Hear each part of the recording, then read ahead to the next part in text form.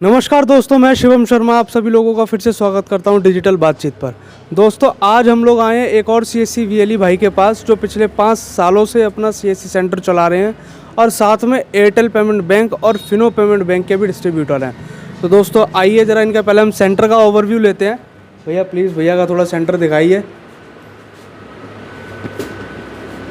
तो दोस्तों जानने की कोशिश करते हैं भैया से इनकी जर्नी के बारे में, इनके काम के बारे में, और उम्मीद है कि इनके अनुभव से आपको काफ़ी कुछ जानने को मिलेगा। जो भी आप में से सीएससी सेंटर खोलना चाह रहे हैं, चला रहे हैं, या फिर अपना एयरटेल पेमेंट बैंक या फिनो पेमेंट बैंक से संबंधित जानकारी चाहते हैं।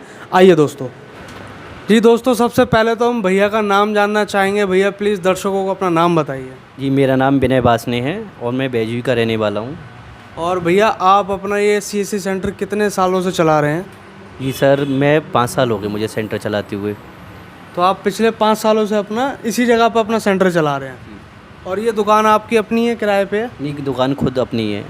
अच्छा, मतलब अपनी दुकान पे आप पिछले 5 सालों से अपना सेंटर चला रहे हैं। भैया आपकी जो दुकान है वो किसी कस्बे में, ये गांव है, ये कस्बा है, क्या है ये? जी, बैजू ही कस्बा लगता है। ये कस्बा है। तो कस्बे में भी सीएससी से अच्छा काम निकल जाता है? जी, बहुत अच्छा काम निकल रहा है इस टाइम।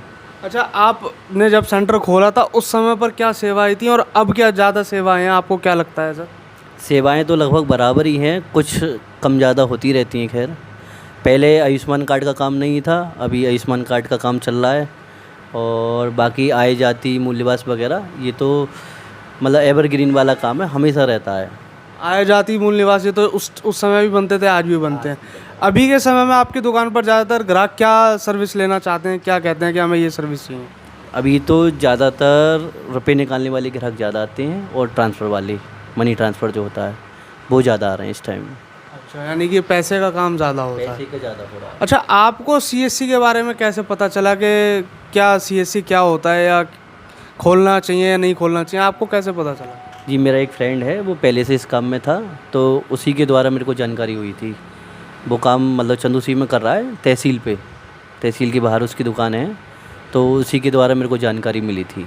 तो आप सीएससी के काम से संतुष्ट हैं? हाँ, बिल्कुल संतुष्ट हैं। लेकिन मैंने आपकी दुकान पे पोस्टर देखे हैं, फिनो पेमेंट बैंक और एयरटेल, ये भी आप चला? ये जो है अकाउंट ओपनिंग, अभी इन क्या है, नई पीढ़ी को खाता खुलवाना है तुरंत, और तुरंत फ़ोन पे गूगल पे चालू कराना है, तो उसकी नीड के लिए ये Fino payment bank, Airtel payment bank पूरा करते हैं। अच्छा, और आप इसके डिस्ट्रीब्यूटर भी हैं? जी जी जी, अगर कोई बंदा जैसे अगर चाहता है काम करना तो हम आईडी प्रोवाइड करा देते हैं। फिनो पेमेंट बैंक की और एयरटेल पेमेंट बैंक की, दोनों की? अच्छा भैया, लोग बाग जो हमारी वीडियो देख रहे हैं वो ये जानना चाहेंगे कि आपके अनुभव से सीएससी खोलने में क्या कठिनाइयाँ हैं और क्या फ़ायदे हैं। तो सबसे पहले तो मैं फ़ायदे के बारे में पूछना चाहूँगा कि सीएससी सेंटर खोलने के बाद क्या फ़ायदा लगता है आपको कि लोगों को हो सकता है, आपको भी और कस्टमर को भी?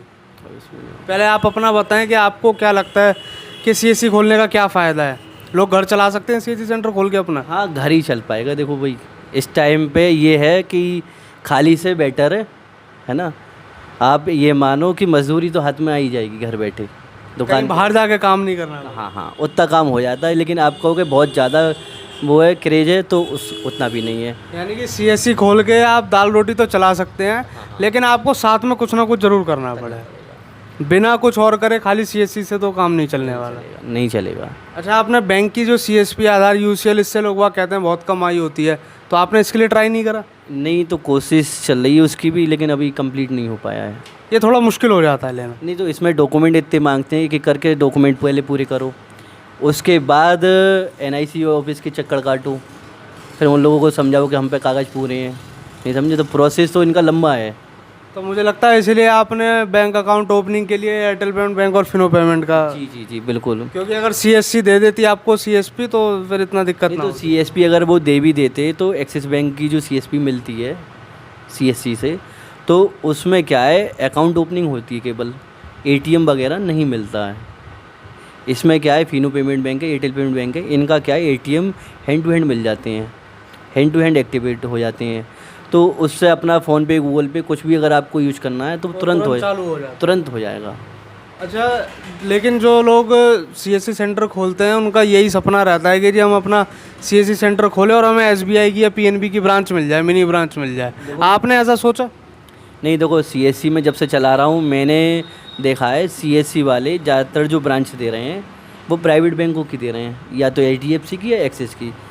एसबीआई और पीएनबी की तो ये लोग दे ही नहीं रहे हैं बहुत दिनों से। तो ये बहुत मारा मारी हो, हाँ, वो मारा मारी ज़्यादा है, काफ़ी है। इसलिए आदमी सोचता है कि चलो एक्सिस बैंक की ले लो, और एक्सिस बैंक की से फिर यूसीएल मिल जाता है। UCL मिल जाता है।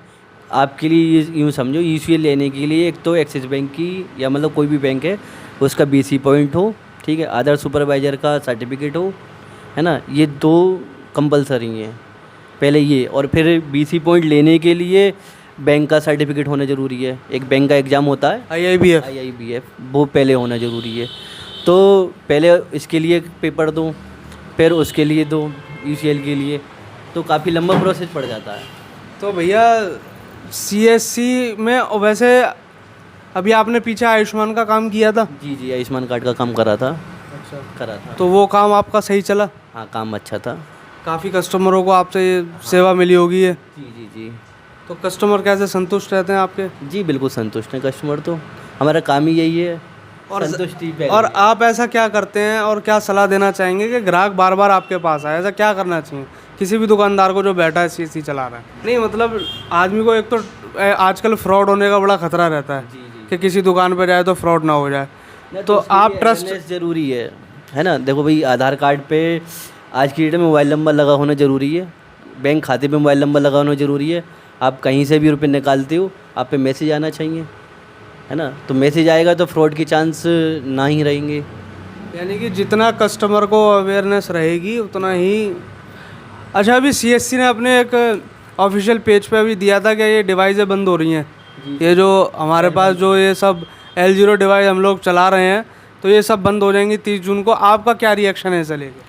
नहीं देखो, कंपनी ने अब ये बंद तो कर दी, तो अब जो अगर किसी के पास स्टॉक में पहले से रखी हुई तो वो कहाँ जाएगा, ये तो गलत है। खैर, या फिर टाइम लंबा देते, या तो इसका कुछ ना कुछ उनको बताना चाहिए था कि आप ये इसकी जगह कुछ और इसका कोई रिप्लेसमेंट हो। तो रिप्लेसमेंट है, जैसे L1 इन्होंने ला दिया, ठीक है, फिर इनका क्या करेंगे? अभी चलो मैं तो खैर रिटेलर हूँ, जो थोक में काम कर रहे हैं दुकान पे, जो ये बेच रहे हैं, उनके पास स्टॉक में रखेंगे, वो वापस लेने को तैयार नहीं है, तो उनका तो नुकसान ही है। तो बहुत नुकसान है। हाँ बिल्कुल नुकसान है, तो उसके लिए कोई कार्रवाई नहीं है।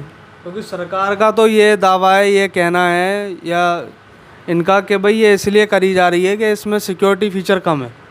नहीं तो ये तो इन्होंने पहले से सोचना चाहिए था ना, या इसी में कुछ अपडेट देते भाई, इसी में अपडेट अगर ला देते वो, तो डिवाइस ही चेंज कर दिया पूरा। अब पूरा डिवाइस चेंज करा है। अब कम से कम कीमत 3000 रुपये की है इसकी। 3000 रुपये की? पहले यही डिवाइस 2000 रुपये की मिल जाती थी। L1 की कीमत तो 3000 है। 3000 रुपये है ना। L0 की थी 2000 रुपये। लेकिन बात वहाँ पर है कि जो स्टॉक में है जिसके पास, या जो यूज कर रहा है, मान लो अभी मैंने 2 महीने पहले ली थी, ठीक है, अभी मेरी 2 महीने में ख़त्म हो जाएगी, जबकि 1 साल की इसकी एक्सपायरी होती है ना। RD जो सर्विस होती है उसका 1 साल का रहता है, अभी मेरा 2 महीने बाद ही ख़राब हो जाएगी, तो मेरे तो रुपये बेकार गए ना। सरकार को इस चीज़ के बारे में भी सोचना चाहिए था, सीएससी वालों को भी सोचना चाहिए था कि जो लोग अपने पास जो उसको रिटेल में बेचते हैं या करते हैं वो क्या करेंगे अपने इस स्टॉक का। उनको तो बहुत भारी नुकसान होने वाला है आने वाले समय में। आप क्या करेंगे इन डिवाइसों का? देखो मेरे पास तो खैर स्टॉक में नहीं है, एक ही डिवाइस है, अब L1 ही लेंगे, ऑप्शन ही नहीं है। काम करेंगे तो वही करना पड़ेगा, ये तो बिल्कुल सही बात है। लेकिन ये नुकसान गलत है, कहने का मतलब ये है, नुकसान तो होगा ही। अच्छा, कोई जैसे वीडियो देख रहा है और चाहता है कि भाई मैं सीएससी सेंटर खोलूँ 2024 में, तो आपकी क्या सलाह, वो खोले ना खोले? नहीं, सेंटर खोले, बिल्कुल खोले, काम अपना करे, काम अच्छा है, काम ऐसा नहीं है कि कुछ भी नहीं है। काम तो सरकार कोई ना कोई योजना लाती रहती है ना। तो योजना पे जब काम करोगे, योजना तो काफ़ी है, करने वाले कम पड़ जाते हैं, बस ये कि कंडीशन पूरी करते जाना है, काम अच्छा है। मतलब थोड़ा अवेयर रहें जो योजनाएं आ रही हैं उनके प्रति, और काम करने की इच्छा रखें, तो काम में कोई बुराई नहीं है ऐसी सीएससी सेंटर में। क्योंकि बहुत सारे लोग बोलते हैं नहीं भाई अब तो काम सब लोग ऑनलाइन खुद कर लेते हैं, पर मुझे नहीं लगता है ऐसा नहीं कर पाएंगे, अभी भी ग्रामीण लोग बहुत हैं, है ना। ग्रामीण लोग अभी भी नहीं कर पाएंगे। शहरी मान लो कुछ लोग कर लेते हैं, लेकिन हर कोई नहीं कर पाएगा। लोग बाग रिचार्ज कराने तक दुकानों पे आते हैं। रिचार्ज पे 2 रुपये कर दिए, वापस रिचार्ज की दुकानें चलेंगी, क्योंकि आप जो फ़ोन पे गूगल पे यूज़ करते होंगे, अगर उससे रिचार्ज करोगे तो 2 रुपये एक्स्ट्रा कटने, है ना। पहले क्या था, इन्होंने आदत पड़वा दी, अब वापस रिचार्ज की दुकान पे ही जा रहा है कस्टमर। नहीं, एक तो चलो ये मजबूरी हो गई कि चलो कस्टमर आ रहा है दुकान पर बहुत से लोगों को करना भी नहीं आता। फ़ोन पे गूगल पे आज भी सभी लोग नहीं चला पाते हैं, तो इसलिए जनसेवा केंद्रों की ज़रूरत तो है। ज़रूरत रहेगी, हमेशा रहेगी इसकी चीज़। ये तो ऐसे मानो एवरग्रीन काम है बस, लेकिन यही है कि इसमें बहुत ज़्यादा आप सोच के चलो कि बहुत ज़्यादा अर्न देंगे, वो भी नहीं है। आप ऐसे मान के चलो महीने के अपने 20 से 30 हज़ार रुपये आराम से कमा लोगे, इस लायक है ये काम, ठीक है ना। तो दोस्तों, कहीं बाहर जाके आप काम करते हैं, कहीं नौकरी करते हैं, वहाँ भी आपको इससे ज़्यादा तो मुझे नहीं लगता मिलने वाले हैं। तो इससे अच्छा आप अपने होम टाउन में काम करें, अपने घर पे रह के काम करें। तो दोस्तों, मिलते हैं आप सभी से अगली वीडियो में। आपके जो भी सवाल हैं या आपका जो भी मत है, आप कमेंट में ज़रूर बताइए, और जो कि हम अगले वीडियो में अब अपने अगले वीएलई भाई से पूछ सकें। तब तक के लिए दोस्तों, आपसे विदा लेते हैं, मिलते हैं अगली वीडियो में। धन्यवाद।